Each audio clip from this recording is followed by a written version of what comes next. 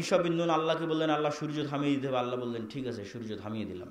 সহিহ বুখারীর হাদিস। একদিন, 2 দিন, কেউ বলেছে 3 দিন, কেউ বলেছে 4 ঘন্টা, 5 ঘন্টা, যতক্ষণই হোক আল্লাহ সুবহানাহু ওয়া তাআলা সূর্যকে থামিয়ে রেখেছিলেন বিজয় সমাপ্ত না হওয়া পর্যন্ত। বলেন আল্লাহু আকবার। তাহলে এখন বলেন, ঈসা বিন নুন যখন বিজয়ী হচ্ছে এই আমালিকা গোত্রের উপর, তখন দুনিয়াবি লজিকে বিজয় অসম্ভব। তো বানু ইসরায়েলেরা বড় বড় নেতা 10-15 জন গেছে নবীর কাছে যে আমাদের একটা নেতা বানিয়ে দেন। তখন নবী বলছে, আল্লাহ তোমাদের নেতা বানিয়ে দিয়েছে তালুতকে। এরা ডানে বামে খুঁজে পায় না তালুতকে। স্টেজে এতগুলো মানুষ বসে আছে, এর মধ্যে কে তালুত? কেউ নয়। ওই কোথায় কোন গ্রামে এক গরিব মানুষ যাকে কেউ চেনে না, যে নেতা নয়, ওর নাম তালুত। তখন বানু ইসরায়েলরা বলছে, এই নেতারা জিজ্ঞেস করছে যে তালুত না টাকা আছে, তালুতের না বংশমর্যাদা আছে, সে নেতা হয় কেমনে? এবার আল্লাহ বলছে, তালুতকে আমি কেন নেতা করেছি। আসসালামু আলাইকুম ওয়া রাহমাতুল্লাহি ওয়া বারাকাতুহু। আলহামদুলিল্লাহ, আলহামদুলিল্লাহি ওয়াহদাহ, ওয়াসসালাতু ওয়াসসালামু আলা মান লা নাবিয়্যা বা'দাহ। যাবতীয় প্রশংসা, হামদ ও সানা মহাপরাক্রমশালী আল্লাহ সুবহানাহু তাআলার জন্য। সকলেই বলি আলহামদুলিল্লাহ। দরুদ ও সালাম বর্ষিত হোক পৃথিবীর সর্বশেষ ও সর্বশ্রেষ্ঠ রাসূল আহমদ মুহাম্মদ মুস্তাফা সাল্লাল্লাহু আলাইহি ওয়াসাল্লামের প্রতি।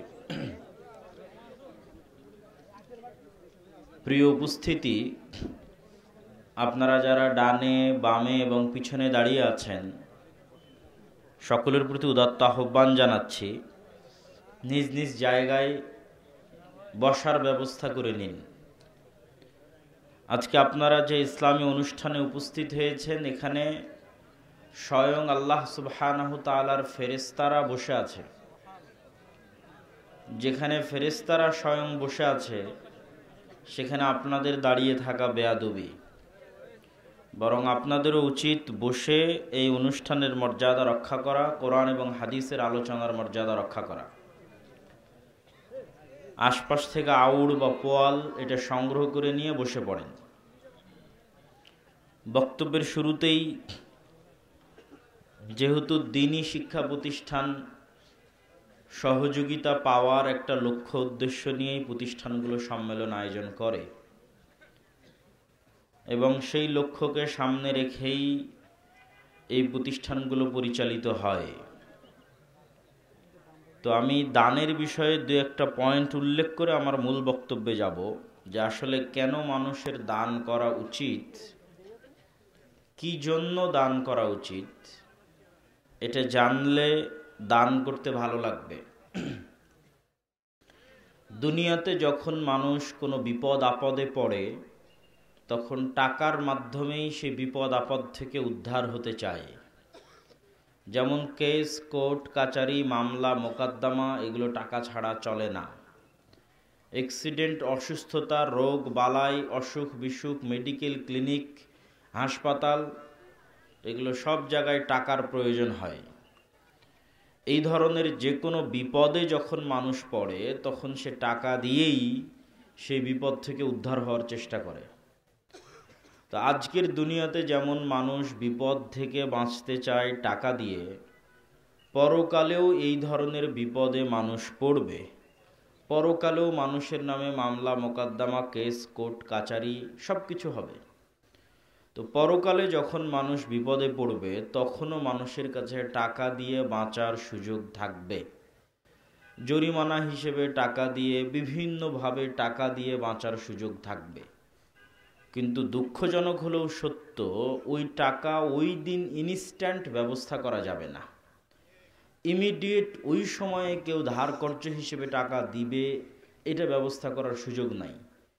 ওই দিন ওই টাকাই ব্যবহার করা যাবে যা দুনিয়া থেকে অগ্রিম পাঠানো হয়েছে। কেননা দুনিয়ার মানুষের কাছে জান্নাতে যাওয়ার ক্ষেত্রে ইবাদতের গ্যারেন্টি মানুষের পক্ষে দেওয়া সম্ভব নয়। কেউ উপস্থিত মাজমার বলে দিতে পারবে যে আমার বয়স যখন 10 হয়েছে তখন থেকে আজ পর্যন্ত 1 ওয়াক্ত সালাত কাজা করিনি, 1 ওয়াক্ত সালাত বাদ দেইনি, এটা মানুষের জন্য খুব কঠিন। খুব আল্লাহওয়ালা পরহেজগার মানুষ যদি বলেই ফেলে যে হ্যাঁ আমি আমার জীবনে এক ওয়াক্ত সালাতও কাজা করিনি গত 30 বছরে, গত 40 বছরে, তাহলে এটা বলা কঠিন যে ওই সালাতগুলোতে আমার পরিপূর্ণ মনোযোগ আল্লাহর সাথে ছিল, 1 সেকেন্ডের জন্য আমি দুনিয়ার কথা স্মরণ করিনি। তাহলে ইবাদতের গ্যারেন্টি মানুষ শতভাগ দিতে পারে না। কেউ জোর করে দাবি করতে পারবে না যে আমি ইবাদতের জোরে জান্নাতে যাবই যাব, কেননা ইবাদতে কমতি থেকেই গেছে কোনো না কোনোভাবে। নিয়াতে কমতি থেকেছে, আদায় করতে কমতি থেকেছে, সালাত সিয়াম হজ জাকাত যেটাই হোক। তাহলে ইবাদত দিয়ে মানুষের পক্ষে গ্যারেন্টি দেওয়া সম্ভব নয় যে আমি নিশ্চিত জান্নাতে যাব। ঠিক তেমনি মানুষের পক্ষে নিশ্চিত জান্নাতে যাওয়ার গ্যারেন্টি পাপ মুক্ত থাকার মাধ্যমে দেওয়া সম্ভব নয়, যে আল্লাহ আমি জীবনে কোনোদিন পাপ করি না, তবে আমাকে জান্নাতে দিতেই হবে তোমাকে। যেহেতু পিতা আদম ভুল করেছেন, অতএব মানুষও ভুল করবে। আল্লাহর নবী বলেছেন সকল মানুষ পাপী, সবাই পাপ করে। তাহলে মানুষ পাপ মুক্ত থেকেও গ্যারেন্টি দিতে পারতেছে না জান্নাতে যাওয়ার, শতভাগ ইবাদত করেও গ্যারেন্টি দিতে পারতেছে না জান্নাতে যাওয়ার। তাহলে জান্নাতে যাওয়ার গ্যারেন্টি দিতে পারে এরকম দুটো জিনিস পৃথিবীতে আছে, যেই দুটো জিনিস দিয়ে নিশ্চিত জান্নাতে যাওয়া যাবে। ইন্নাল্লাহ আশতারা মিনাল মুমিনিনা আনফুসাহুম ওয়া আমওয়ালাহুম বিআন্না লাহুমুল জান্নাহ। আল্লাহ সুবহানাহু ওয়া তাআলা জান্নাত বিক্রি করবে, মানুষ কিনে নিবে। শুধু দুটো দিয়ে জান্নাত ক্রয় বিক্রয় সম্ভব। ঠিক যেভাবে আপনারা বগুড়া, গাইবান্ধা, রংপুর, ঢাকায়, গুলশানে, দুবাইয়ে প্লট বা ফ্ল্যাট কিনেন, আল্লাহ সুবহানাহু ওয়া তাআলা ওইভাবে জান্নাতের প্লট ফ্ল্যাট বিক্রি করে দিবে, আপনাকে কিনে নিতে হবে। এই ক্রয় দুটো মাধ্যমে সম্ভব।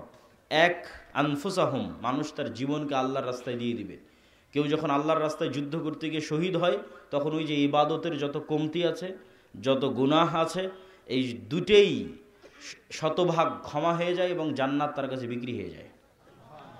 আর একটা রাস্তা আছে যে শহীদ তো হতে পারলাম না, জান্নাত কিনবো কিভাবে? আমওয়ালাহুম, টাকা দিয়ে জান্নাত কিনতে হবে। প্রচুর পরিমাণে ইনকাম করতে হবে, আর প্রচুর ইনকাম আল্লাহর রাস্তায় দান করতে হবে। এই ভাগ্য আল্লাহ খুব কম মানুষকে দেয়। রাসূল সাল্লাল্লাহু আলাইহি ওয়াসাল্লাম বলেছেন, দুইটা মানুষের সাথে গিবতা করা যায়। একটা মানুষ যাকে আল্লাহ জ্ঞান দিয়েছে, সেই জ্ঞান মানুষের মধ্যে বিতরণ করার তৌফিক দিয়েছে, জ্ঞান অনুযায়ী আমল করার তৌফিক দিয়েছে। আর দুই, টাকা দিয়েছে, আবার টাকা আল্লাহর রাস্তায় ব্যয় করার সুযোগ দিয়েছে। পৃথিবীতে যদি 100 জন ধনী হয়, তাহলে 100 জনের 90 জন সেই টাকা আরাম আয়েশ, গান বাজনা, মদ জুয়া, নারী ফুর্তি, হোটেল রেস্টুরেন্ট এগুলো ঘুরে ফিরে শেষ করে দেয়। 100 জনে 90 জন।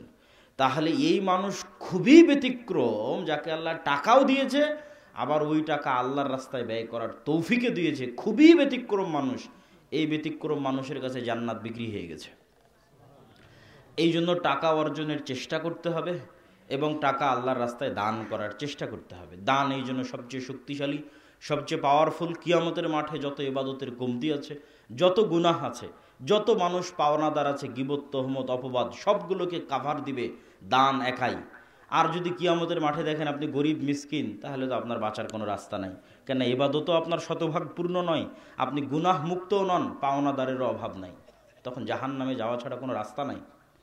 অতএব কিয়ামতের মাঠে আপনার ইবাদতের কমতির রিকভার দিবে, আপনার গুনাহের রিকভারি দিবে। পাওনাদার যারা আসবে, গীবত, তহমত, অপবাদ, জিনিসপাতি মেরে নেওয়া, তাদের সবার রিকভারি দিবে আপনার দান, আপনার টাকা, যা আপনি অগ্রিম পাঠিয়ে রেখেছেন। এবং আল্লাহ সুবহানাহু ওয়া তাআলার সাথে এই ক্রয় বিক্রয় কেন লাভজনক, শতভাগ লাভজনক কেন? হাল আদুল্লুকুম আলা তিজারাতিন তুনজিকুম মিন আযাবিন নার। এমন কোনো শতভাগ লাভজনক ব্যবসার কথা বলে দিব, যেই শতভাগ লাভজনক ব্যবসা পৃথিবীতে আর নাই। পৃথিবীর আর কোনো ব্যবসা শতভাগ লাভজনক নয়। কেননা আপনি গাইবান্ধা, বগুড়া, গুলশান, ঢাকা, দুবাই যেখানেই প্লট কিনেন, ফ্ল্যাট কিনেন, ওখানে যে টাকাটা দিবেন ওই টাকা প্লট ফ্ল্যাটের মালিক নিয়ে চলে যাবে, আপনাকে প্লট ফ্ল্যাট দিয়ে যাবে। আর আল্লাহ সুবহানাহু ওয়া তাআলা জান্নাত বিক্রি করবেন যে দানের টাকার উপর ভিত্তি করে, এই দানের টাকা কি আল্লাহর কাছে যাবে? এই দানের টাকা কি আল্লাহ নিজে গ্রহণ করবে, হ্যান্ড ওভার হবে? হবে না। এই জন্য এটা শতভাগ লাভজনক। তাহলে দানের টাকা কি হবে? ধরেন একটা মসজিদে আপনি ফ্যান দান করেছেন, তো ওই ফ্যানের বাতাস কে খাবে? আপনিই তো খাবেন। আপনি বললেন যে আমি দান করলাম, আল্লাহর কাছে তো গেল না, ঘুরে আপনিই ব্যবহার করছেন। ওই ফ্যানের বাতাস ঘুরে ফিরে আপনিই খাচ্ছে। আচ্ছা ঠিক আছে, আমি মসজিদে এসি দান করলাম, ভাই কই দান করলেন? টাকা তো আল্লাহর কাছে যায়নি, এসির হাওয়া তো আপনিই খাচ্ছেন। একটা বাড়িতে লাগিয়েছেন আর একটা মসজিদে লাগিয়েছেন, তাহলে তো আপনি নিজে ওই জিনিস ব্যবহার করতেছেন। ধরেন এই মাদ্রাসায় দান করলেন, তো এই মাদ্রাসায় কার ছেলে মেয়ে পড়তেছে? আপনার ছেলে মেয়ে। মাদ্রাসার টাকাতে যদি বেতন হয়, তো কে বেতন নিচ্ছে? আপনারই এলাকার ছেলেমেয়ে বেতন নিচ্ছে। আল্লাহ রাস্তায় আপনি কুরবানি করলেন, কুরবানির গোশত তো আপনিই খাচ্ছেন, কুরবানির গোশত তো আপনার আত্মীয় স্বজনকেই দিচ্ছেন। তাহলে শুধু ফাও ফাও ফিরি ফিরি আপনি জান্নাত পেয়ে যাচ্ছেন, বলেন আল্লাহু আকবার।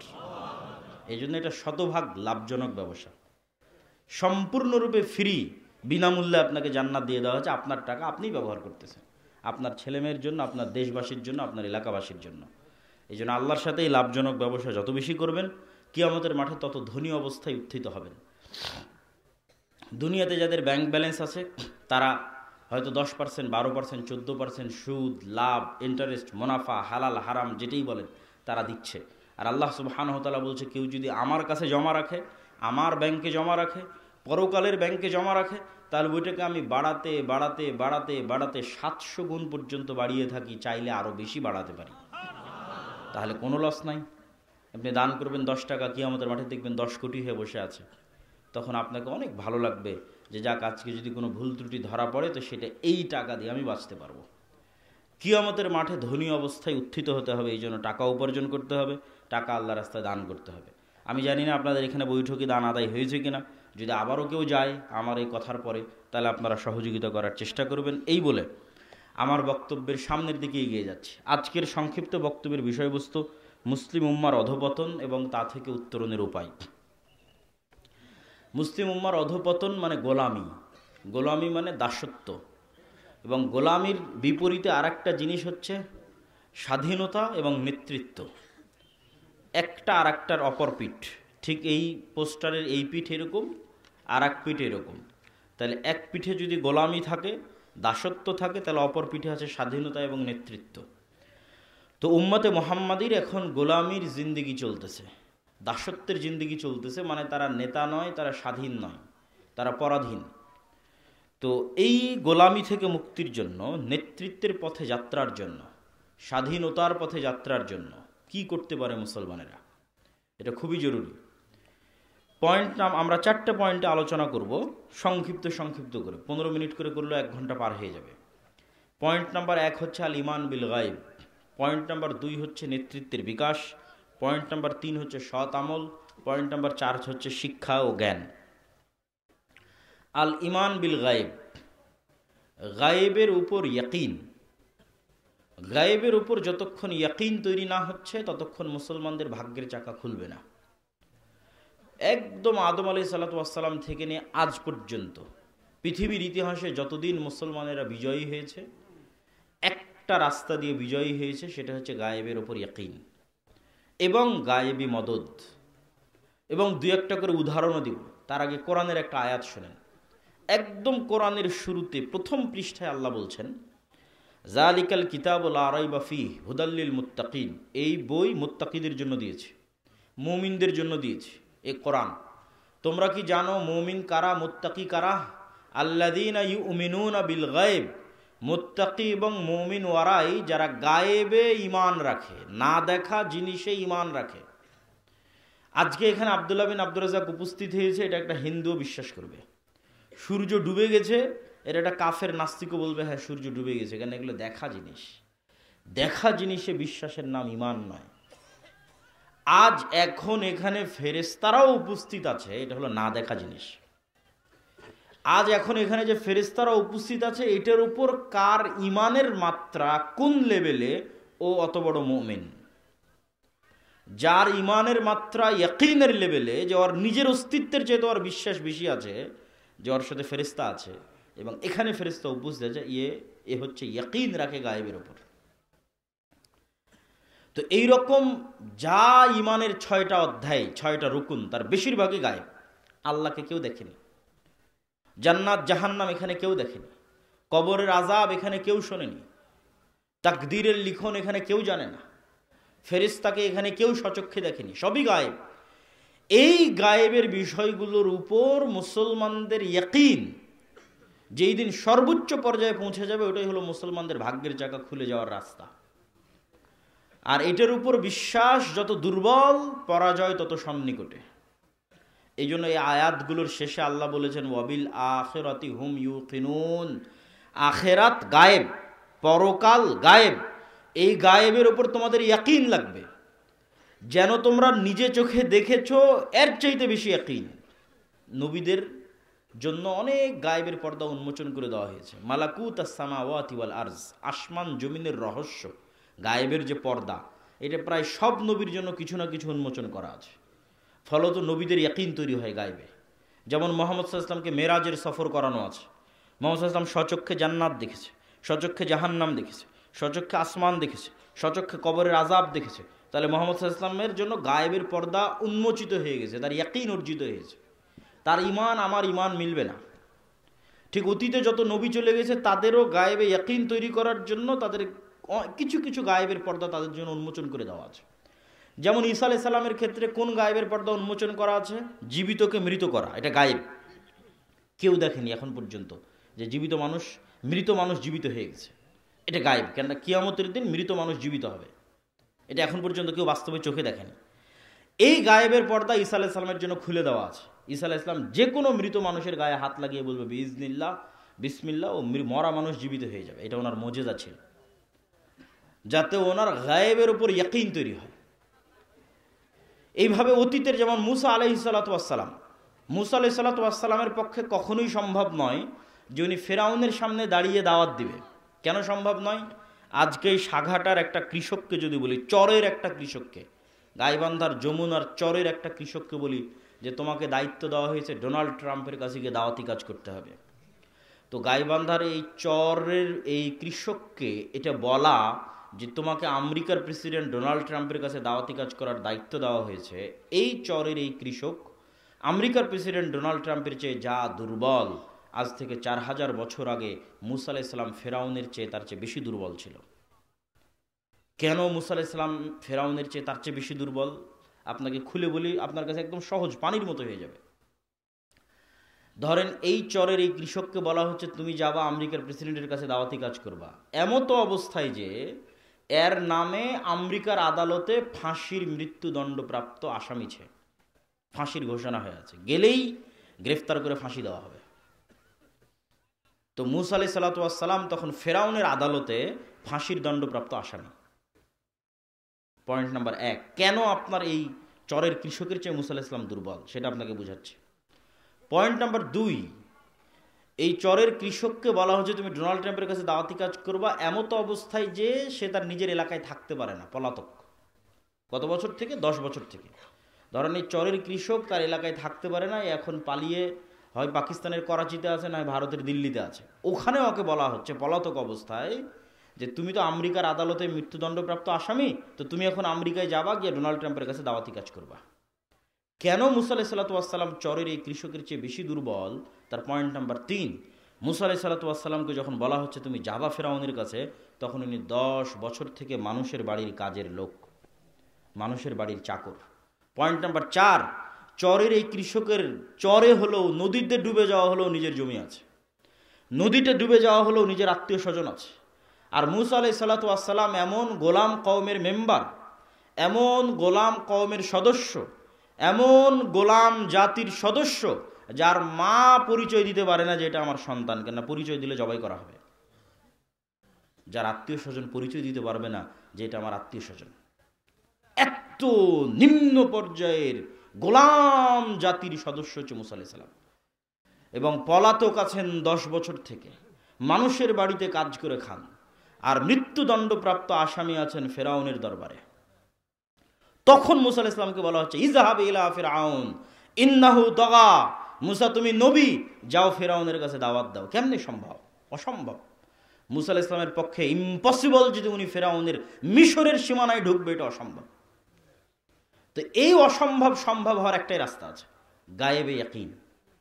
গায়েব যেই দিন খুলে দেওয়া হবে মুসা আলাইহিস সালামের জন্য, মুসা আলাইহিস সালাম যেই দিন গায়েব দেখে নিবে, সেই দিন মুসা আলাইহিস সালাম বুঝবে আরে আমি যেই ফেরাউনের ভয়ে পালাচ্ছি, এই ফেরাউনের ক্ষমতা, যেই ফেরাউনের ভয়ে আমি 10 বছর থেকে পলাতক আছি, আর ক্ষমতা তো আল্লাহর ক্ষমতার সামনে সরিষা সমপরিমাণ নয়।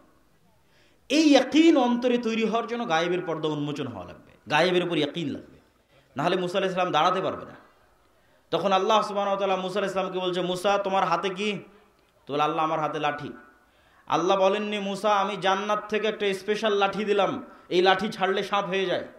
জান্নাত থেকে স্পেশাল লাঠি দিলে গায়েবে ইয়াকিন তৈরি হবে না।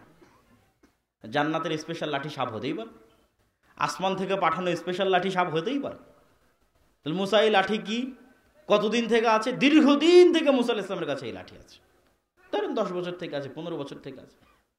তাহলে মুসা আলাইহিস সালাম যে লাঠি আজ 10-15 বছর থেকে ব্যবহার করে আসতেছে, সেই ব্যবহার করা লাঠি আজ হুট করে সাপ হয়ে গেল, কেমনে সম্ভব? এটাই গায়েব।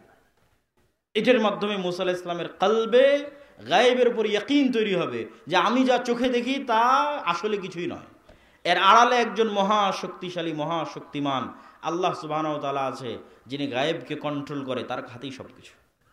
অতএব এবার উনি মুসার এই ফেরাউনের কাছে যেতে পারবে, এখন যেতে পারবে, কেন ওনার অন্তরে ইমান বিল গায়েব তৈরি হয়েছে।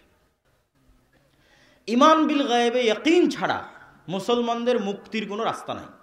গায়েবে ইয়াকিন ছাড়া, গায়েবী মদদ ছাড়া অতীতে কোনোদিন মুসলমানেরা বিজয় হয়নি, ভবিষ্যতে কোনোদিন হবে না। এর জন্য আরও কয়েকটা উদাহরণ দেখায়। ধরেন মুসা আলাইহিস সালামের জীবন থেকে আরেকটা উদাহরণ দেখেন। মুসা আলাইহিস সালাতু ওয়াস সালাম যখন নদী পার হয়ে গেলেন, ফেরাউন ডুবে গেল, তখন আল্লাহ মুসা আলাইহিস সালাতু ওয়াস সালামের কওমকে বিভিন্নভাবে পরীক্ষা করলেন। কিন্তু এই কওম তো গোলাম কওম, আর মুসা আলাইহিস সালাম তো স্বাধীন মানুষ, নেতা মানুষ।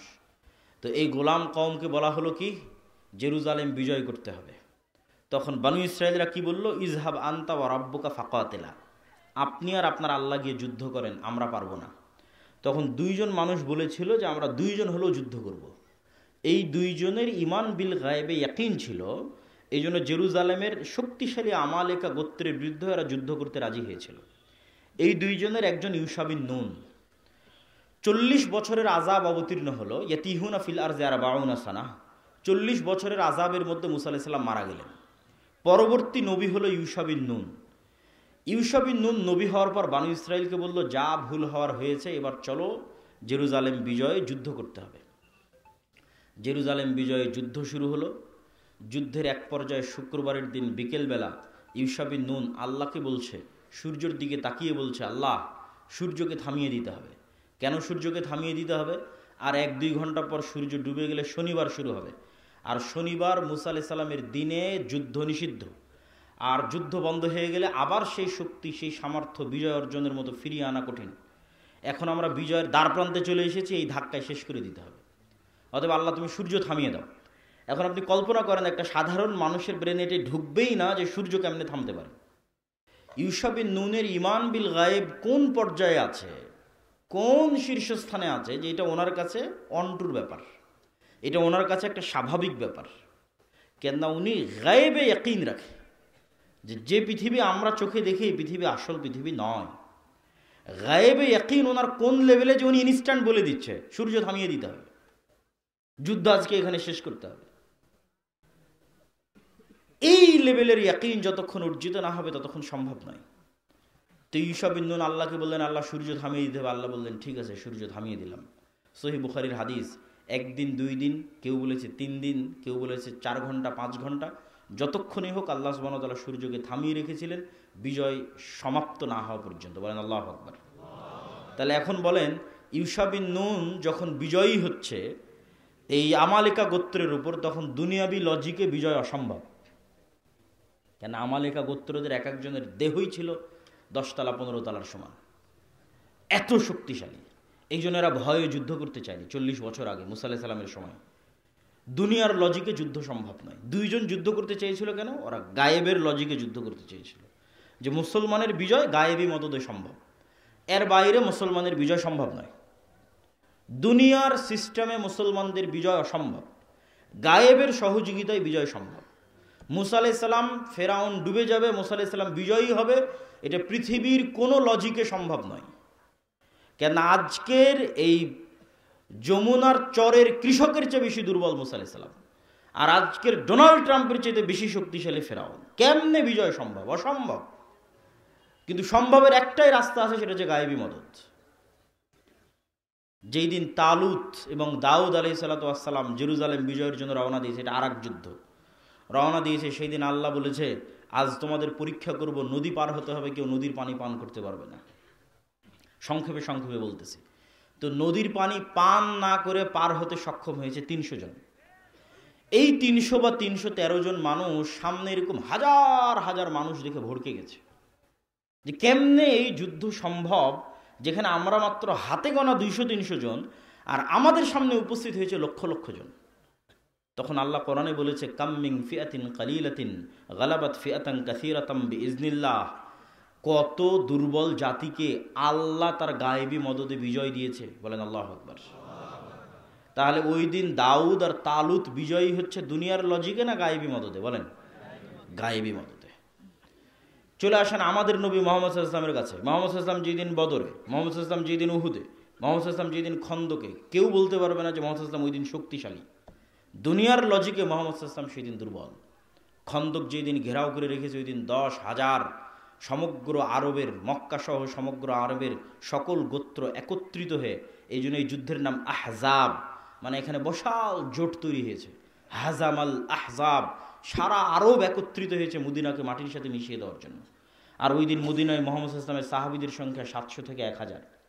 আর মদিনার মধ্যে যারা ইহুদি গোত্র আছে 3টে, তারা ভিতর থেকে গাদ্দারি করে আছে, বাহিরের কাফের মুশরিকদের সাথে চুক্তি করে আছে যে তোমরা কোনো মতে মুহাম্মদকে পরাজিত করো, লাস্ট টাইমে যা সহযোগিতা করা লাগবে মদিনার ভিতর থেকে সকল সহযোগিতা আমরা করব।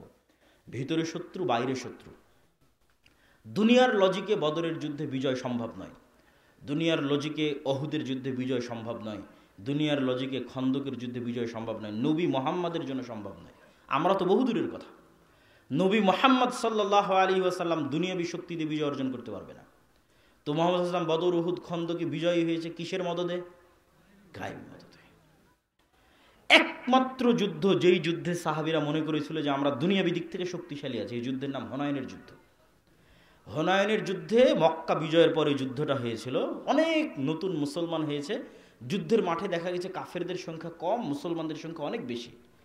তো সাহাবীদের মধ্যে দুনিয়ার উপর ভরসা চলে এসেছে। উহুদে, খন্দকে ভরসা ছিল আল্লাহর উপর, গায়েবী মদদের উপর। আর হুনাইনে যখন দেখেছে সংখ্যা বেশি, তখন ভরসা কিসের উপর? দুনিয়ার উপর।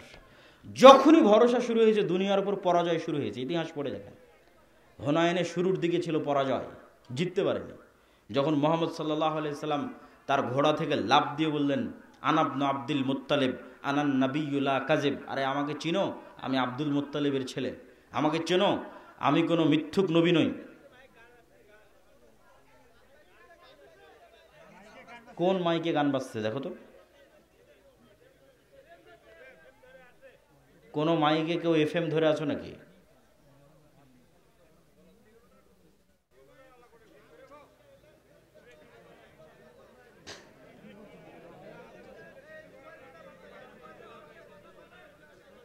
জি, যারা ডেকোরেটরের দায়িত্বে আছেন তারা একটু চেক করেন যে কোনো মোবাইল থেকে অথবা কোনো ক্যামেরা থেকে, কোথাও থেকে ব্লুটুথ কানেক্ট হয়ে বা কোনো কিছু কানেক্ট হয়ে এখানে কোনো শব্দ হচ্ছে কিনা।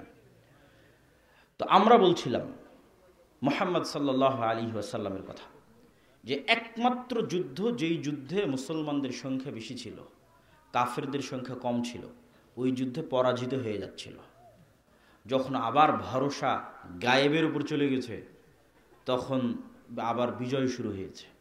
তো সারমর্ম, সামারি কথা কি? আরও 2টা যুদ্ধের কথা শুনে রাখেন। সুলতান সালাহুদ্দিন আইয়ুবী যখন হিত্তিনের যুদ্ধে জেরুজালেম বিজয় করবে, তখন ইউরোপের ক্রুসেডারদের চেয়ে সালাহুদ্দিন আইয়ুবী দুর্বল। আইনে জালুতে যখন জহিরুদ্দিন আল বেরবাস হালাকু খা চেঙ্গিস খাঁকে পরাজিত করবে, তখন হালাকু খা চেঙ্গিস খাঁর সামনে দাঁড়াতে পারবে এরকম পৃথিবীর কোনো সেনাবাহিনী ছিল না। মুসলমানদের রাজধানী বাগদাদকে মাটির সাথে মিশিয়ে দিয়ে মিশরে গেছে হালাকু খা চেঙ্গিস খাঁ, কে আর দাঁড়াবে? আব্বাসীয় খলিফারাই দাঁড়াতে পারেনি, কে দাঁড়াবে? কিন্তু জহিরুদ্দিন আল বেরবাস তখন দুর্বল, হালাকু খা চেঙ্গিস খাঁ শক্তিশালী। তাহলে যত বিজয় মুসলমানদের ইতিহাসে সংঘটিত হয়েছে, একটা বিজয়ও মুসলমানেরা শক্তিশালী অবস্থায় বিজয়ী হয়েছে, দুনিয়ার লজিকে বিজয়ী হয়েছে, এটা নাই ইতিহাসের পাতায়। একদম নবীদের থেকে শুরু করে আজ পর্যন্ত, মুহাম্মদ সাল্লাল্লাহু আলাইহি ওয়াসাল্লাম থেকে শুরু করে আজ পর্যন্ত, বরং প্রত্যেক বিজয়ে দুনিয়ার লজিকে মুসলমানেরা দুর্বল, বিজয়ী হয়েছে গায়েবী মদদে। এই জন্য গায়েবের ওপর ইয়াকিন লাগবে। গায়েবের একটা ছোট্ট পয়েন্ট বলে আমরা বক্তব্যের দ্বিতীয় পয়েন্টে চলে যাই। সেটা হচ্ছে গায়েবের একটা বড় মাধ্যম, দ্বিতীয় ইমানের অংশ হচ্ছে মালাইকা, ফেরেশতা। আল ইমান বিল মালাইকা, আমানতু বিল্লাহি ওয়া মালাইকাতিহি, ফেরেশতাদের উপর ইমান। দেখেন সাহাবীরা রাসূল সাল্লাল্লাহু আলাইহি ওয়াসাল্লামের সাথে যখন ছিল, তখন ফেরেশতাদের অস্তিত্বের সাথে তাদের কানেকশন এত মজবুত, এত শক্তিশালী, এত স্বচ্ছ, এত বেশি ছিল যে আমরা আজকে আমাদের অন্তরে তো ইমানই নাই যে আমরা ফেরেশতা আছে এটা বিশ্বাস করি। ইমানই নাই। তার তুলনায় সাহাবিদের ইমান যদি আপনি দেখেন আশ্চর্য হবেন। দুই একটা বলি। সাদ বিন মুআজ খন্দকের যুদ্ধে শহীদ হয়েছেন। রাসূল সাল্লাল্লাহু আলাইহি ওয়াসাল্লাম বললেন, শাহিদাহু সাবউনা আলফাম মিনাল মালায়েকা। সাদ বিন মুআজের জানাজায় 70,000-এরও বেশি ফেরেশতা অংশগ্রহণ করেছে। বলেন আল্লাহু আকবার। 70,000 মানে কত, কল্পনা করা যায়? সাহাবীরা যেই জানাজায় অংশগ্রহণ করেছে, ওই জানাজায় 70,000 ফেরেশতা অংশগ্রহণ করেছে আসমান থেকে নেমে। সাদ বিন মুআজের জানাজার লাশের খাটলি উঠানো যাচ্ছিল না, ফেরেশতার আধিক্যের কারণে লাশ ভারী হয়েছিল। রাসূল সাল্লাল্লাহু আলাইহি ওয়াসাল্লামের হাদিস। জাবের বিন আব্দুল্লাহ উহুদের যুদ্ধে মারা গেছে। জাবের বিন আব্দুল্লাহর পিতা।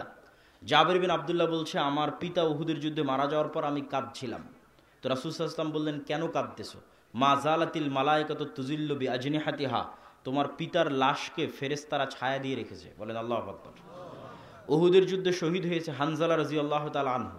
তার মায়ের মাধ্যমে, তার বউয়ের মাধ্যমে জানা গেল তার উপর গোসল ফরজ আছে। সাহাবীরা আল্লাহর নবীকে গিয়ে বললেন, হানজালাকে গোসল দিতে হবে। আল্লাহর নবী বললেন, ইন্না সাহিবাকুম তুগাসসিলুহুল মালায়েকা। হানজালাকে ইতিমধ্যে ফেরেশতারা গোসল দিয়ে ফেলেছে। তাহলে ফেরেশতাদের সাথে সাহাবীদের কানেক্টিভিটি দেখেন যে কতটা তারা ফেরেশতাদের অস্তিত্বের সাথে রিলেটেড, কানেক্টেড হচ্ছে। বদরের যুদ্ধে সাহাবী বলতেছে, আমার ডানে এবং আমার বামে রজুলান, দুইজন ব্যক্তি যাদের পোশাকে সাদা পোশাক, ইউকাতিলুনা আশাদ্দাল কিতাল মা রাআইতুহুমা ক্বাবলু ওয়ালা বাদ। আমি তাদেরকে জীবনে আগে কোনো দিন দেখিনি, পরে কোনো দিন দেখিনি। তারা ভয়ঙ্করভাবে যুদ্ধ করতেছিল। আল্লাহর নবীকে এসে বললাম, এইরকম দুইজন ব্যক্তি যুদ্ধ করতেছে। রাসূলুল্লাহ সাল্লাল্লাহু আলাইহি ওয়াসাল্লাম বললেন, এরা দুইজন হচ্ছে স্বয়ং জিবরাইল আর স্বয়ং মিকাইল। স্বয়ং জিবরাইল এবং মিকাইল যুদ্ধের মাঠে অবতীর্ণ হয়েছে। এগুলো শুধু হাদিস নয়, আল্লাহ সুবহানাহু ওয়া তাআলা নিজে কোরআনেও বলেছে। কোরআনের আয়াতটাও বলবো, হাদিসে আরও দুই একটা বলি। খন্দকের যুদ্ধ থেকে যেদিন রাসূলুল্লাহ সাল্লাল্লাহু আলাইহি ওয়াসাল্লাম ফিরে আসলেন, খন্দকের যুদ্ধ বিজয় হয়ে গেছে। বিজয় হয়ে যেদিন ফিরে আসলেন, ওয়াজা আসসিলাহ ওয়াগতাসালা। আয়েশা রাদিয়াল্লাহু তাআলা আনহার হাদিস, সহিহ হাদিস, যে আল্লাহর নবী অস্ত্র রেখে গোসল করতে গেছেন। ইতিমধ্যে জিবরাইল উপস্থিত হয়ে আল্লাহর নবীকে বলছে, ফেরেশতারা এখন পর্যন্ত অস্ত্র রাখেনি, আপনি কেন অস্ত্র রেখেছেন? আল্লাহর নবী বললেন, কেন অস্ত্র রাখেনি কেন?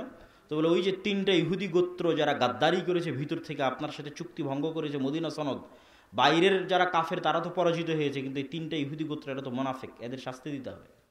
এদের শাস্তি নিশ্চিত করে যুদ্ধ শেষ হবে। রাসূল সাল্লাল্লাহু আলাইহি ওয়াসাল্লাম বাইরে এসে সাহাবীদের বললেন, ঠিক আছে বের হও। সাহাবীরা বের হও, যুদ্ধ শেষ হয়নি, ইহুদি গোত্রদের শাস্তি দিতে হবে। এদ্দূর পর্যন্ত আয়েশার বর্ণনা। এবার আনাস রাদিয়াল্লাহু তাআলা আনহুর বর্ণনা শুনেন। আনাস রাদিয়াল্লাহু তাআলা আনহু বলছে, আল্লাহর নবী যখন আমাদের বললেন বের হতে, যুদ্ধ শেষ হওয়ার পর আবারও যখন বের হতে বললেন, তখন কাআন্নী আনজুরু ইলাল গুবারি শাতিআন ফি যুকাকি বানি গানাম, যে আমরা এবং আল্লাহর নবী যখন একসাথে বের হচ্ছি, তখন আমরা ইহুদি গোত্রের দিকে যাওয়ার পথে আমাদের আগে আগে, যেমন আজকে রাজনৈতিক শোডাউনে 500 মোটরসাইকেল গেলে পিপি পাওয়া যে ধুলা উড়িয়ে যায় শোডাউন দেখানোর জন্য, তো ওই রকম জিবরাইলের ঘোড়সাওয়ার বাহিনী আগে আগে গেছে। তো জিবরাইলের ঘোড়সাওয়ার বাহিনী আগে আগে যাওয়ার কারণে তাদের ঘোড়ার পায়ের আঘাতে ধুলা তৈরি হয়েছে, ধুলায় অন্ধকার। তো আনাস রাদিয়াল্লাহু তাআলা বলছেন, আমরা যে যাচ্ছি, তো আমাদের আগে আগে জিবরাইলের ফেরেশতাদের ঘোড়সাওয়ার বাহিনীর পায়ের আঘাতে ধুলায় অন্ধকার হয়ে আছে। বলেন আল্লাহু আকবার।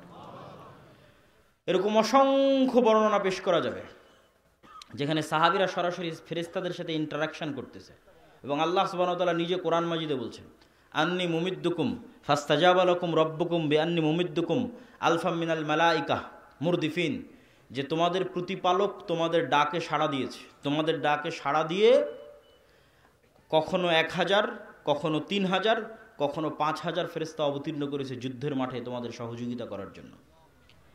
তাহলে গায়েবের একটা বড় পাঠ হচ্ছে ফেরেশতা। ফেরেশতাদের উপর সাহাবীদের ঈমান কেমন ছিল, কতটা তারা ফেরেশতাদের সাথে জীবন্ত এবং বাস্তব ছিল তাদের কানেকশন। একদিন মসজিদে নববীতে রাসূলুল্লাহ সাল্লাল্লাহু আলাইহি ওয়াসাল্লাম বসে আছে, জিবরাইল উপস্থিত হয়েছেন মানুষের রূপে। আল্লাহর নবীকে বলছেন, মাল ইসলাম, ইসলাম কি? মাল ঈমান, ঈমান কি? মাল ইহসান, ইহসান কি? এগুলো জিজ্ঞেস করে উত্তর নিয়ে চলে গেলেন। আল্লাহর নবী বললেন, জানো কে এসেছিল? না, আমরা তো জানি না কে এসেছিল। জিবরাইল এসেছিল তোমাদেরকে দিন শেখানোর জন্য। এরকম অসংখ্য ঘটনায় পরিপূর্ণ হয়ে আছে, যেখানে দেখবেন সকাল সন্ধ্যা সাহাবী এবং নবীদের ইন্টারাকশন ফেরেশতাদের সাথে। রাসূল সাল্লাল্লাহু আলাইহি সাল্লাম বলছেন, আজকে আমার বাড়িতে জিবরাইল আসেনি। কেন আসেনি? বাড়িতে ছবি আছে। লা তাদখুলুল মালায়েকাতু ফি বাইতিন ফিহি সুওয়ার আও কালব, যে বাড়িতে ছবি আছে, কুকুর লালিত পালিত হয়, ওই বাড়িতে ফেরেশতা প্রবেশ করে না। রাসূলুল্লাহ সাল্লাল্লাহু আলাইহি সাল্লাম বলছেন, জিবরাইল আমাকে এত নসিহা করে মেসওয়াক করার জন্য, মেসওয়াক করতে করতে মাড়ি ছিলে গেছে, কেননা আমার মুখের গন্ধে জিবরাইলের কষ্ট হয়।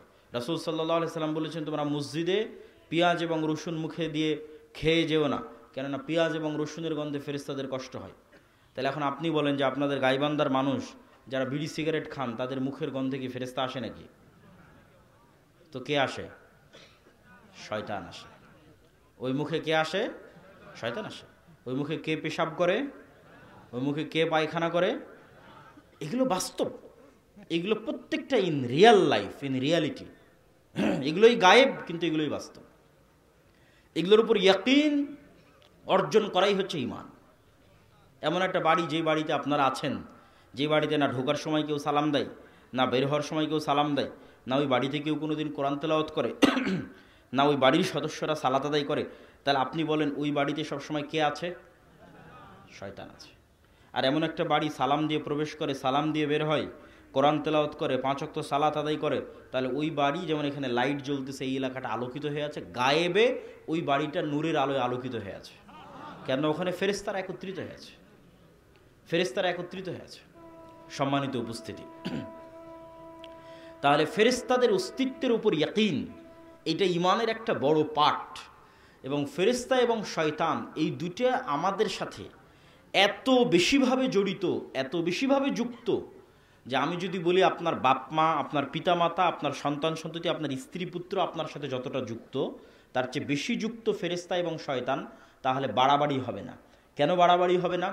আদম আলাইহিসসালাতু ওয়াসসালামকে যখন আল্লাহ সুবহানাহু ওয়া তাআলা সৃষ্টি করেছে, তখন আদম আলাইহিসসালাতু ওয়াসসালাম সৃষ্টির পরে আল্লাহ বলেন, আদম, এই যে এটা তোমার বউ, এটা তোমার বাপ মা, এটা তোমার ছেলে মেয়ে না। আদম আলাইহিসসালাম সৃষ্টির পরে সর্বপ্রথম কোনো মানুষের সাথে পরিচিত হয়নি। আদম আলাইহিসসালাম সৃষ্টির পরে ভিন্ন জগতের, গায়েবের জগতের দুইটা প্রাণীর সাথে পরিচিত হয়েছে, একটার নাম ফেরেশতা, একটার নাম জিন। তাহলে মানুষের অস্তিত্বের সাথে মানুষের অস্তিত্ব আগে, না ফেরেশতার শয়তানের অস্তিত্ব আগে? বলেন, ফেরেশতার শয়তানের অস্তিত্ব আগে। তাহলে আপনার সাথে আপনার বাপ মায়ের অস্তিত্ব, আপনার ছেলে মেয়ে স্ত্রী পুত্রের অস্তিত্ব আগে, না আপনার সাথে ফেরেশতার শয়তান আছে এটা আগে? ফেরেশতার শয়তান আছে এটা আগে। কেন? আপনি যখন প্রথম সৃষ্টি হয়েছেন, তখন আপনিও সৃষ্টি হওয়ার পর আগে ফেরেশতাকে দেখেছেন আর শয়তানকে দেখেছেন।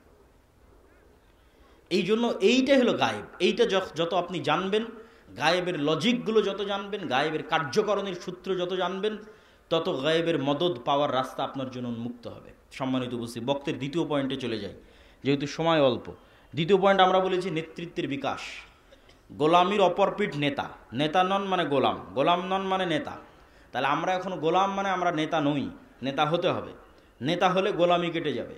এখন বিশ্বের নেতা অন্যরা আছে, আমরা বিশ্বের গোলাম আছি। বিশ্বের নেতা হলে আমাদের গোলামি কেটে যাবে, অন্যরা গোলাম হবে।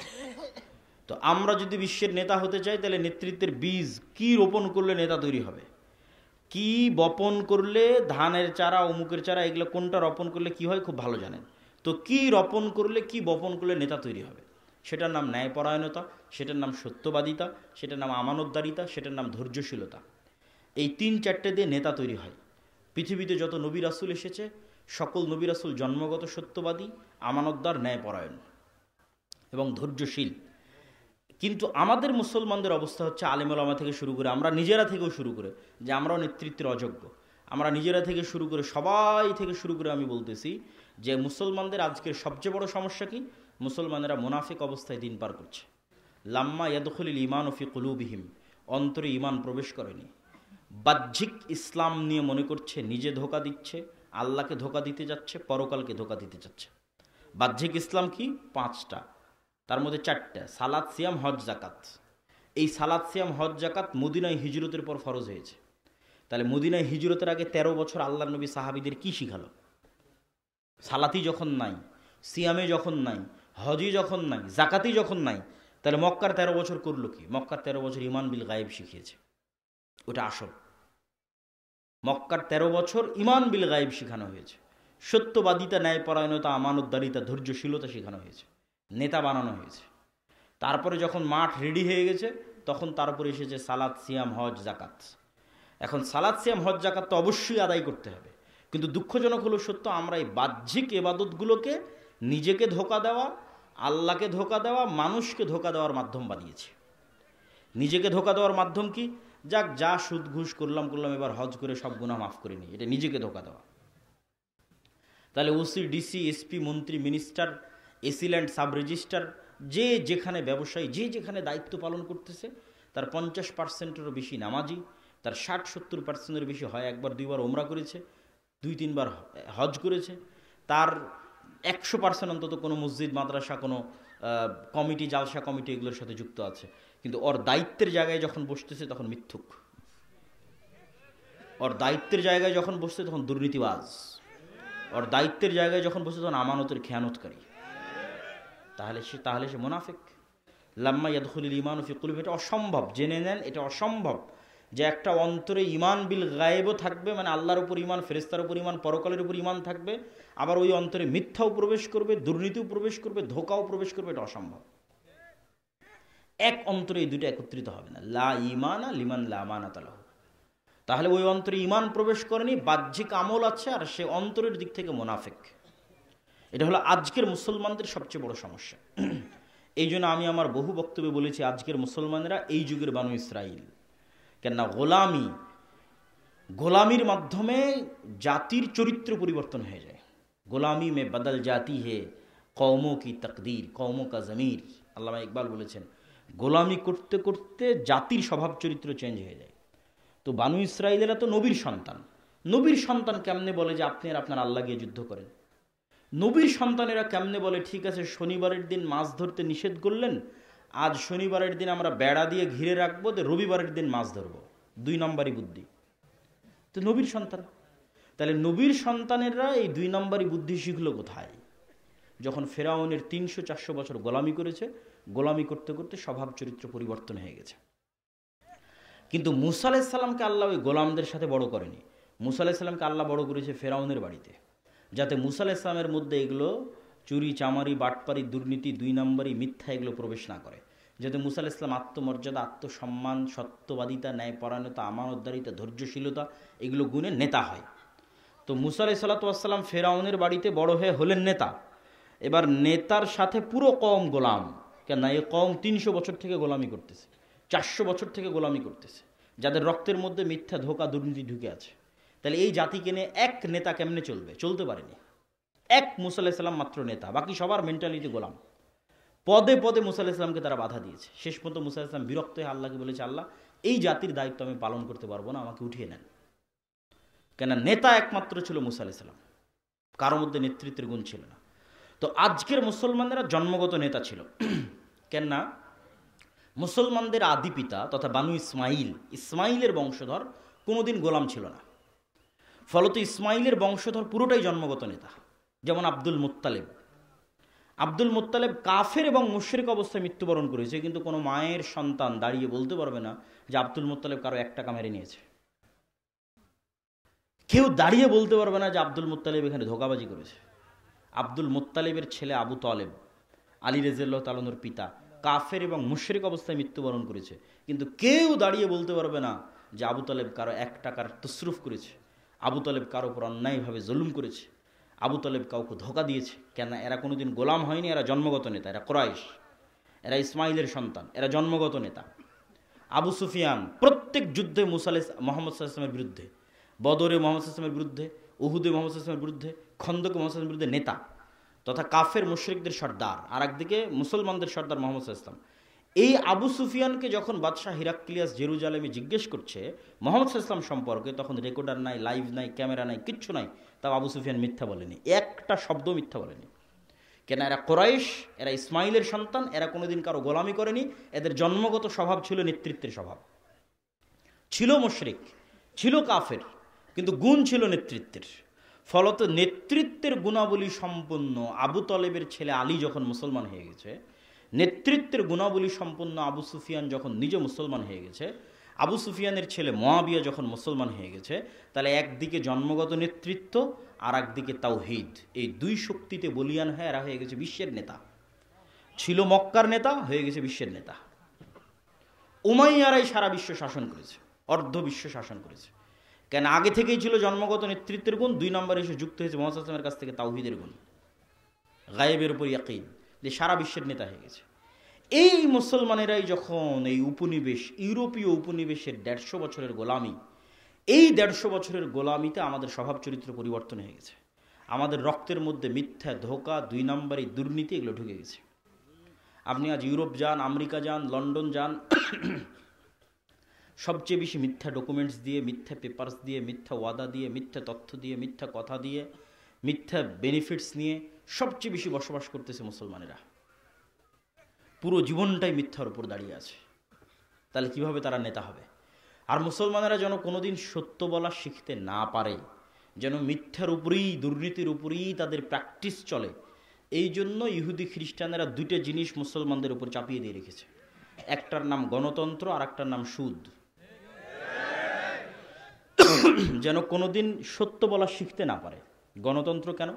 গণতন্ত্র এমন এক সিস্টেম যে ঠিক আছে, আমরা ব্রিটিশরা চলে গেলাম, আমরা সরাসরি তোমাদের উপর শাসক নাই, কিন্তু তোমরা যদি একবার সত্য বলা শিখে যাও, ন্যায় প্রতিষ্ঠা করা শিখে যাও, আমানতদার হয়ে যাও, তোমরা তো নেতা হয়ে যাবা। তোমাদেরকে গোলাম বানাতে চাইলে তোমাদেরকে মিথ্যা বলা, দুর্নীতি করা আমাদের শিখাতে হবে। এই কালচার অব্যাহত রাখতে হবে। আর এই কালচার অব্যাহত রাখার জন্য গণতন্ত্র লাগবেই। গণতন্ত্র এমন এক সিস্টেম যেখানে এক দল আর এক দলের বিরুদ্ধে বলবে তো বলবেই। একই আসনের মনোনয়ন প্রার্থী একই দলের একজন আরেকজনের বিরুদ্ধে মিথ্যা, নিন্দা, গীবত, তহমত, দুর্নীতি, টাকা দিয়ে মনোনয়ন কেনার চেষ্টা করবে। তাহলে যতজন এমপি পদে দাঁড়িয়েছে এরা আল্লাহর দৃষ্টিতে গায়েবের লজিকে গোলাম। হতে পারে নেতা, হতে পারে এমপি, কিন্তু গায়েবের লজিকে এরা সব কি বলেন তো? গোলাম, কৃতদাস। কেন? শুরুটা হয়েছে মিথ্যা এবং দুর্নীতিতে, এরা নেতা হতে পারবে না।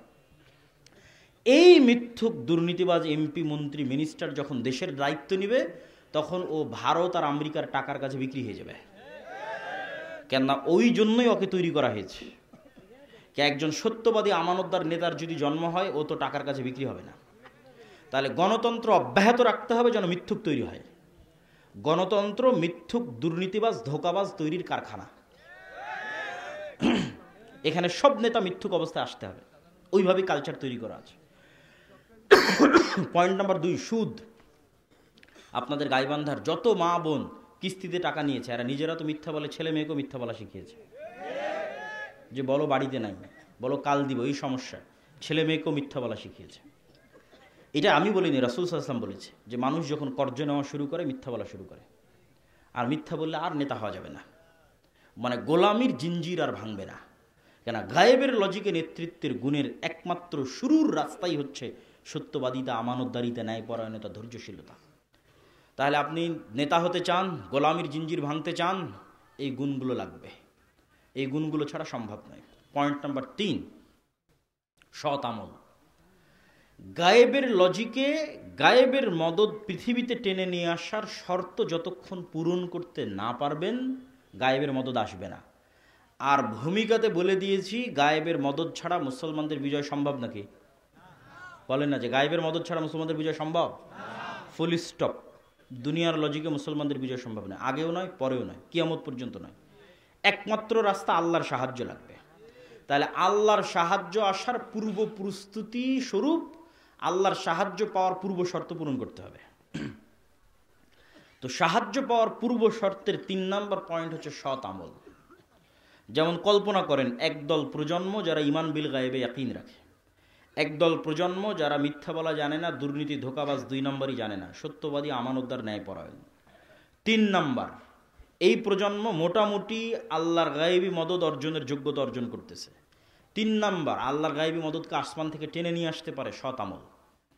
দেখেন রাসূলুল্লাহ সাল্লাল্লাহু আলাইহি সাল্লাম যখন বদরের যুদ্ধে যাবে, কোথায় উনি আল্লাহর নবী, উনি তো মনে করতে পারে যে আমি একবার আল্লাহকে বললেই হলো যে আল্লাহ বদরে বিজয় দরকার। সেখানে উনি সারা রাত ইবাদতে কাটিয়ে দিয়েছেন। আবু বকর রাদিয়াল্লাহু তাআলা আনহু পর্যন্ত ক্লান্ত হয়ে গেছে। এত লম্বা সময় কিভাবে দাঁড়িয়ে থাকা যায় সালাতে? আপনি যথেষ্ট হয়েছে, আর করিয়েন না, ইনশাআল্লাহ আল্লাহ সহযোগিতা করবে। তো মুহাম্মদ সাল্লাল্লাহু আলাইহি ওয়াসাল্লাম রাতে উঠে সালাত আদায় করছেন কেন? এটা গায়েবী মদদ পাওয়ার পূর্ব শর্ত। গায়েবের মদদ যে টেনে নিয়ে আসবে আসমান থেকে, ফেরেশতা যে নামবে, তার পূর্ব শর্ত হচ্ছে রাতের সালাত লাগবে। সৎ আমল গায়েবের মদদকে পৃথিবীতে টেনে আনতে পারে। 5 ওয়াক্ত সালাত অনেক বড় সৎ আমল। আর সৎ আমলের মধ্যে সবচেয়ে বড় সৎ আমল যা গায়েবের মদদকে পৃথিবীতে টেনে আনতে পারে, একটা রাতের সালাত, একটা সকাল সন্ধ্যার জিকির। আল্লাহর সাহায্যকে পৃথিবীতে নামিয়ে নিয়ে আসতে পারে। এমন দুইটা সর্বশ্রেষ্ঠ টেকনোলজির নাম রাতের সালাত, সকাল সন্ধ্যের জিকির। সকাল সন্ধ্যের জিকির কেন এত পাওয়ারফুল? সকাল সন্ধ্যের জিকির পৃথিবীর সকল অসম্ভবকে সম্ভব করতে পারে। পৃথিবীর এমন কোনো অসম্ভব নয় যে অসম্ভব সম্ভব নয় সকাল সন্ধ্যের জিকির দিয়ে। কেন সকাল সন্ধ্যের জিকির এত পাওয়ারফুল, তার আগে আপনাকে বুঝতে হবে আওয়াজ কেন পাওয়ারফুল। আল্লাহ সুবহানাহু ওয়া তাআলা আসমান এবং জমিন সৃষ্টি করেছে আওয়াজ দিয়ে, কুন ফায়াকুন। আল্লাহ সুবহানাহু ওয়া তাআলা আসমান, জমিন, চন্দ্র, সূর্য, তারকা, নক্ষত্র ধ্বংস করবে আওয়াজ দিয়ে। ইসরাফিলের বাঁশির আওয়াজ, ওই আওয়াজ যখন যাবে আসমান ওই আওয়াজ রিসিভ করবে, ওই আওয়াজ যখন যাবে জমিন ওই আওয়াজ রিসিভ করবে, ওই আওয়াজ যখন যাবে চন্দ্র ওই আওয়াজ বুঝবে, সূর্য ওই আওয়াজ বুঝবে। এইভাবেই সেট আপ করা আছে, এইভাবেই ডেভেলপ করা আছে, এইভাবেই ইনস্টল করা আছে। আওয়াজ বুঝা মাত্র সব ভেঙে চুরে চৌচির হয়ে যাবে। আওয়াজ সবচেয়ে পাওয়ারফুল, আওয়াজ সবচেয়ে শক্তিশালী। তার আরেকটা প্রমাণ নেন, ইউসাব্বিহু লিল্লাহি মা ফিস সামাওয়াতি ওয়া মা ফিল আরজ। আসমান জমিন এবং তার মধ্যে যা কিছু আছে এটা কিন্তু গায়েব। আপনাকে গায়েবের নলেজ দিচ্ছি, গায়েবের লজিক দিচ্ছি। আল্লাহ কি বলছেন?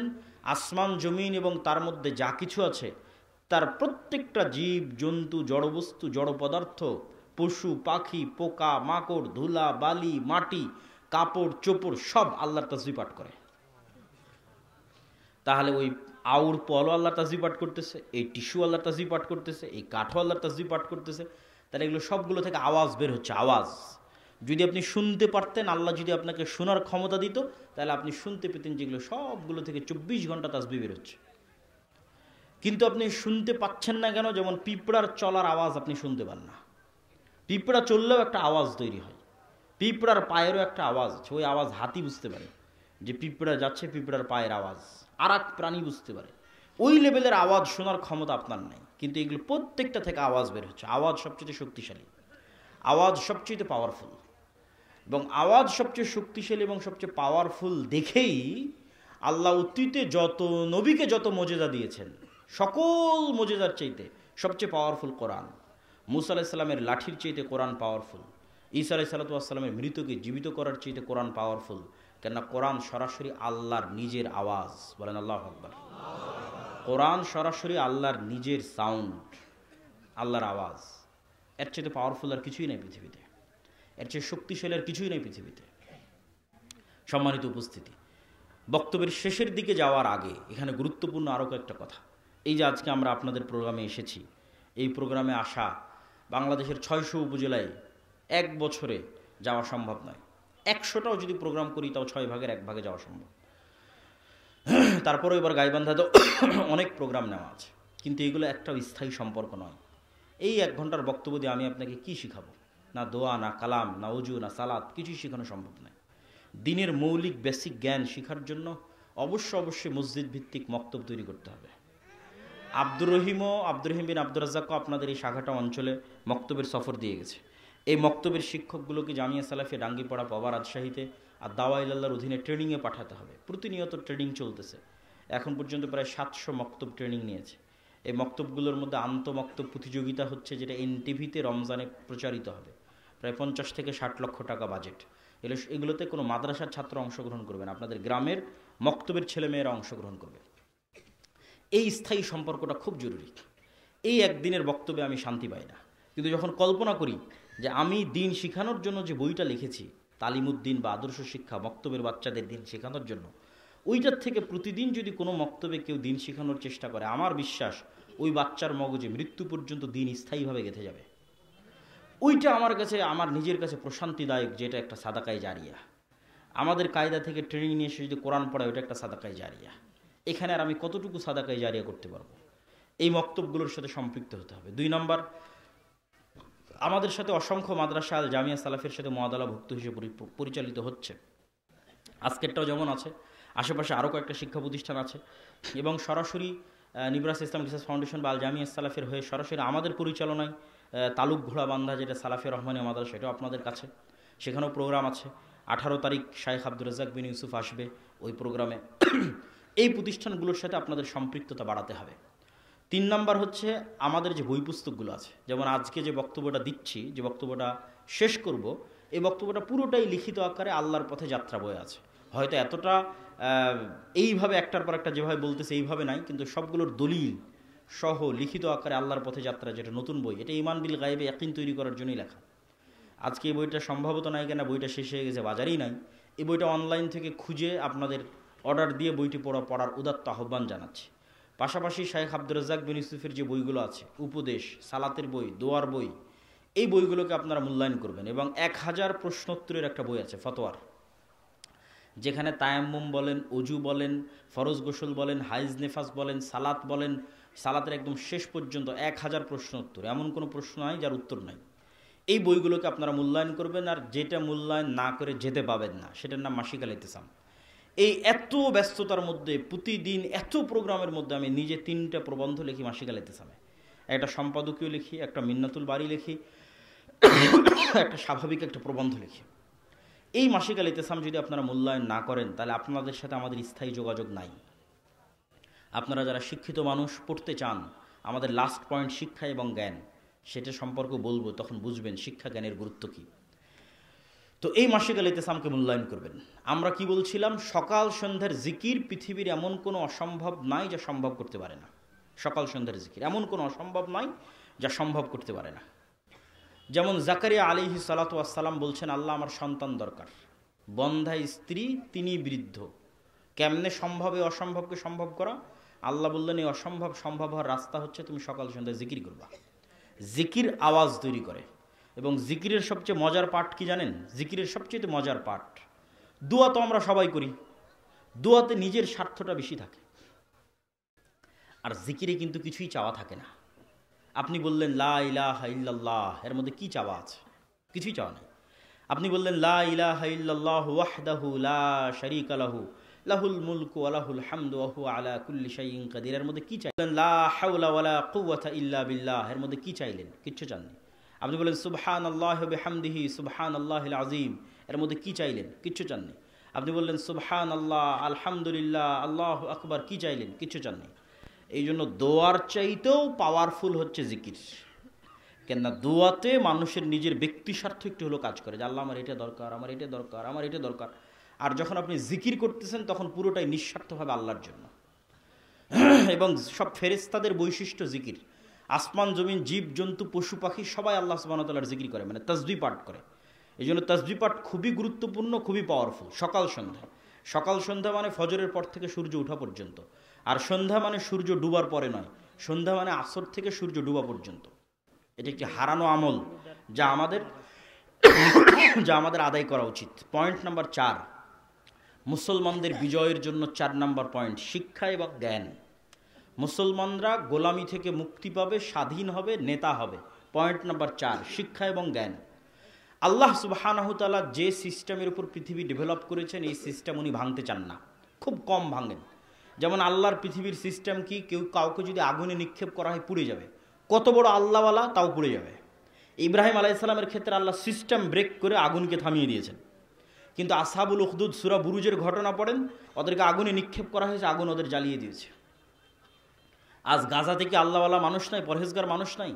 আফগানিস্তানে কি আল্লাহওয়ালা পরহেজগার মানুষ ছিল না? আল্লাহ তার সিস্টেম ব্রেক করেন না। এই সিস্টেমের উপর পৃথিবী ডেভেলপ করা আছে। ছুরি দিয়ে যদি একটা আল্লাহওয়ালা মানুষকেও কাটা হয়, কেটে যাবে। একটা পরহেজগার মানুষকেও কাটা হয়, কেটে যাবে, কেন ছুরি ওই কাজের জন্যই তৈরি করা আছে। তাহলে পৃথিবী আল্লাহ ডেভেলপ করেছে, পৃথিবীতে আল্লাহর সুন্নাত এটা যে জ্ঞানী হবে ওর ক্ষমতা।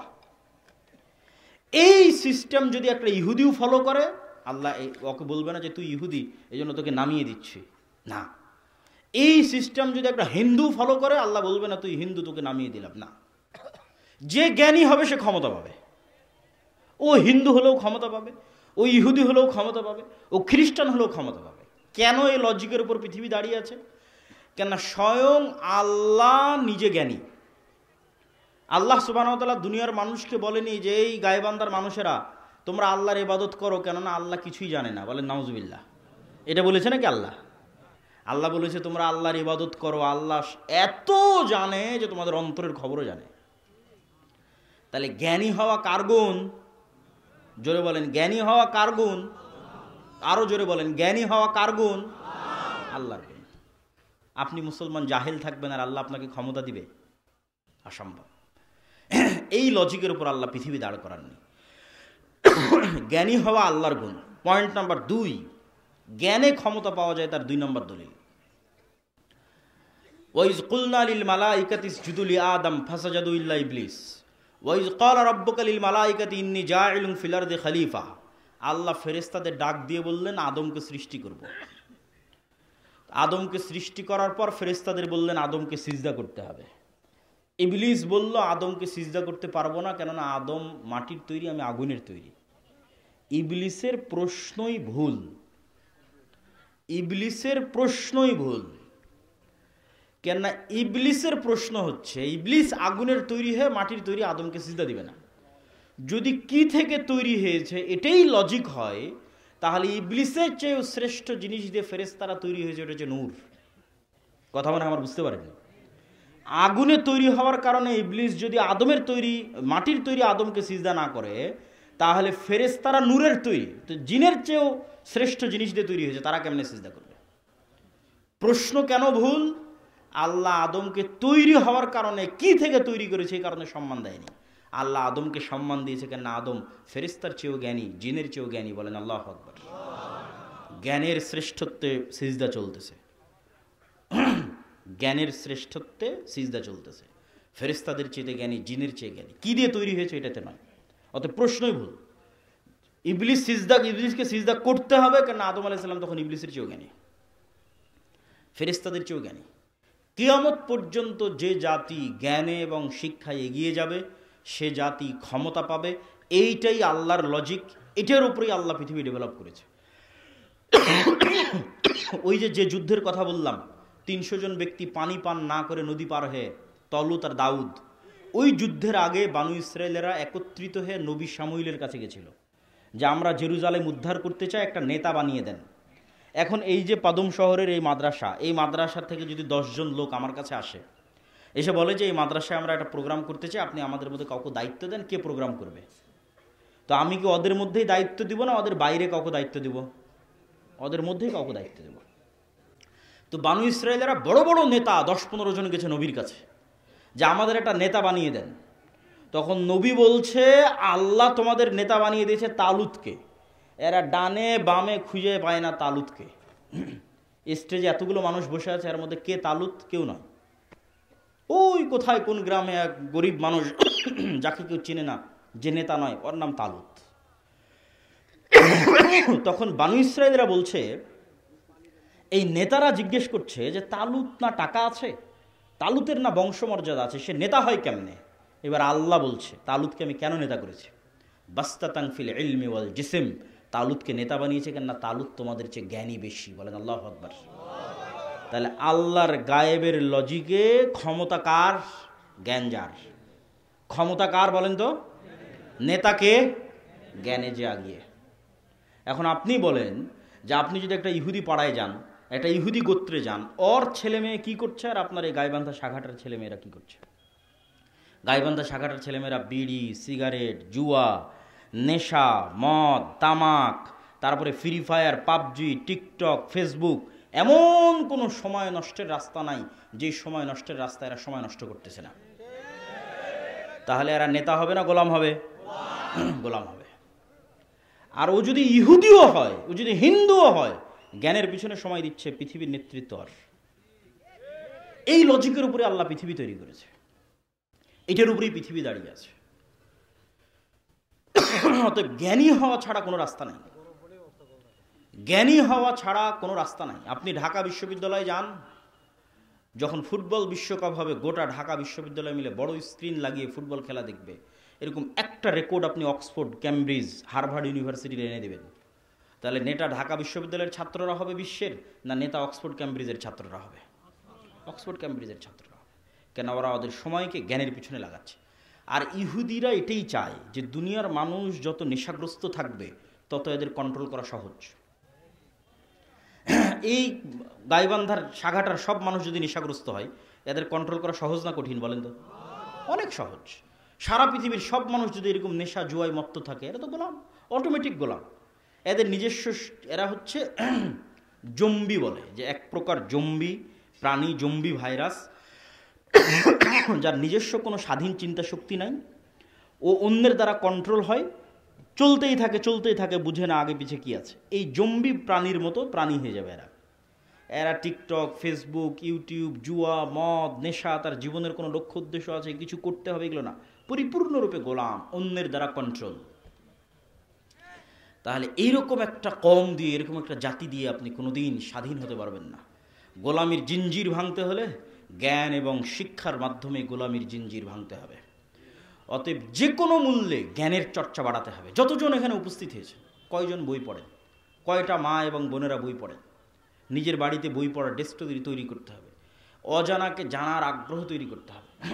খাবারের টেবিলে যেমন কয়েক আইটেমের খাবার থাকে, আজ এটা ভালো লাগছে না তো কাল ওইটা, এরকম কয়েক আইটেমের বই থাকবে, আজ এটা ভালো লাগছে না তো ওইটা, ওইটা ভালো লাগছে না তো ওইটা, কিন্তু জ্ঞানের রাস্তায় এগিয়ে যেতে হবে। যুবক সমাজ যারা উপস্থিত আছে তাদেরকে জ্ঞানের পিছনে সময় দিতে হবে। এই পুরো ফেসবুককে ডেভেলপ করা আছে, পুরো টিকটককে ডেভেলপ করা আছে, কোটি কোটি টাকা এর পিছনে ব্যয় করা আছে। শুধু এই সাইকোলজিক্যাল যারা সায়েন্টিস্ট, মানসিক বিজ্ঞানী যারা, ওদের পিছনে কোটি কোটি টাকা বেতন দিয়ে নির্ধারণ করা আছে যে কোন কালার, কোন ফিচার মানুষের সময়কে বেশি টেনে রাখতে পারবে, ওই কালার, ওই ফিচার কোনটা বের করো। তখন দেখবে যে সব নীল কালার, কেননা তারা গবেষণা করে বের করেছে যে নীল মানুষের ব্রেনকে বেশি অ্যাট্রাক্ট করতে পারে। সেটা এখন টুইটার হোক, সেটা ইনস্টাগ্রাম হোক, সেটা এখন কী বলে ওর নাম, ফেসবুক হোক। তারপরে ফিচার, এই যে নিউজ ফিড এমন একটা ফিচার যা ঘন্টার পর ঘন্টা মানুষের মনোযোগকে টেনে ধরে রাখতে পারবে। তাহলে সময় নষ্ট মানে জ্ঞান অর্জন করতে পারছেন না, জ্ঞান অর্জন করতে পারছেন না মানে গোলাম তৈরি হচ্ছে। ইহুদিরা এটাই চায়। ওই খ্রিস্টানেরাও পৃথিবীর লজিক বুঝে না। খ্রিস্টানেরাও 5 দিন ইনকাম করে 2 দিন মদের বার, জুয়ার পাব, হচ্ছে খ্রিস্টানদের অভ্যাস। 2 দিনের টাকা উপার্জন করে, 5 দিনের টাকা উপার্জন করে মদের বারে, জুয়ার পাবে আর গার্লফ্রেন্ডের পিছনে খরচ করে শেষ। তাহলে ওই খ্রিস্টানকেও কে কন্ট্রোল করতে পারবে? ইহুদিরা। এবং কন্ট্রোল করতেছে, অলরেডি কন্ট্রোল করতেছে। নেশাগ্রস্ত মানুষ কোনোদিন স্বাধীন নয়, জুয়ায় আক্রান্ত মানুষ কোনোদিন স্বাধীন নয়, সময় অপচয় করে এরকম মানুষ কোনোদিন স্বাধীন নয়। এই জন্য আমাদের কোরআন শুরুই হয়েছে ইকরা বিসমি রব্বিকাল্লাযী খালাক দিয়ে। আল্লাহ নিজে জ্ঞানী, আদম আলাইহিস সালাতু ওয়াস সালাম জ্ঞানী, মুহাম্মদ সাল্লাল্লাহু আলাইহি সাল্লাম জ্ঞানী। বক্তব্যের শেষের দিকে এসে আপনাদেরকে সামারি করি, সারমর্ম করি। মুসলমানেরা গোলাম আছে, স্বাধীন হতে চায়, নেতা হতে চায়, বিশ্বকে শাসন করতে চায়। 4টা গুণ লাগবে। ঈমান বিল গায়বে ইয়াকিন লাগবে। গায়েবী মদদ কিভাবে পাওয়া যাবে তার লজিক সম্পর্কে জানতে হবে। পয়েন্ট নাম্বার 2, নেতা হওয়ার যে বীজ, এটা বপন করতে হবে। সেটা হচ্ছে সত্য বলা শিখতে হবে। আজকে এখান থেকে ওয়াদা করে যাবেন, নিজেরা জীবনে কোনোদিন আর মিথ্যা বলবেন না। 2 নাম্বারি করে অর্থ ইনকাম করবেন না। 2 নাম্বারি দুর্নীতি করে মানুষকে ধোকা দিয়ে 1 টাকা উপার্জনের চেষ্টা করবেন না। তাহলে আপনি নেতা হবেন, আপনার ছেলে নেতা হবে। অন্যথায় আপনি গোলাম, আপনার ছেলে গোলাম, এই জাতি গোলাম। একটা প্রজন্ম লাগবে যারা ঈমান বিল গায়বে ইয়াকিন রাখে, একটা প্রজন্ম লাগবে যারা শতভাগ সত্যবাদী, শতভাগ আমানতদার, ন্যায়পরায়ণ এবং ধৈর্যশীল। 3 নাম্বার, একটা প্রজন্ম লাগবে যারা শুধু সালাত, 5 ওয়াক্ত সালাত নয়, রাতের সালাতও অভ্যাসী। যারা শুধু 5 ওয়াক্ত সালাত নয়, সকাল সন্ধ্যার জিকিরও অভ্যাসী। কেন? গায়েবের মদদকে টেনে নিয়ে আসার মাধ্যম লাগবে। 4 নাম্বার, জ্ঞান এবং শিক্ষায় এগিয়ে যেতে হবে। এই সর্বনিম্ন এই কয়টা শর্ত যদি পূরণ করতে পারে মুসলমানেরা, তাহলে মুসলমানেরা শুধু বাংলাদেশের নেতা হবে না, সারা পৃথিবীর নেতা হবে। আপনি বাংলাদেশের নেতা হওয়ার জন্য, ঈমান বিল গায়বে ইয়াকিন না থাকার জন্য মন্দির পাহারা দিয়ে ক্ষমতা অর্জন করতে চাচ্ছেন। আর যদি ঈমান বিল গায়বে ইয়াকিন অর্জন হয়, আর এই যে পয়েন্টগুলো বললাম এগুলো অর্জন হয়, শুধু বাংলাদেশের ক্ষমতা আল্লাহ আপনাকে দিবে না, সারা পৃথিবীর ক্ষমতা দেবে। কেন? গায়েবের লজিকে আপনাকে ক্ষমতার পূর্ব শর্ত পূরণ করতে হবে, ক্ষমতা পাওয়ার পূর্ব শর্ত পূরণ করতে হবে, তখন আল্লাহ আপনাকে ক্ষমতা দিবে। এই বলে আমি আমার আজকের সংক্ষিপ্ত বক্তব্য এখানেই শেষ করছি। হইচই করবেন না, প্রশ্নোত্তর আছে।